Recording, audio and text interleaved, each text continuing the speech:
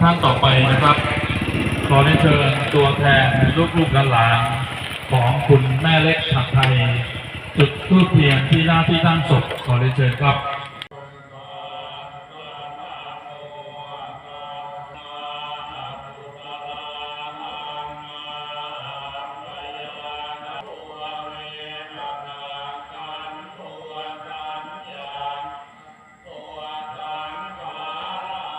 ต้องขอบคุณแขกท่านผู้มีเกียรติทุกท่านนะครับที่ให้เกียรติร่วมเป็นเจ้าภาพและมาร่วมฟังพระสวดพระอภิธรรมศพในคืนนี้นะครับสำหรับพิธีบำเพ็ญกุศลสวดพระอภิธรรมศพนั้นยังมีอีก3 คืนนะครับพิธีสวดพระอภิธรรมศพจะเริ่มในเวลา 20 นาฬิกานะครับและจะมีพิธีชาปนกิจศพคุณแม่เล็กฉัตรไทย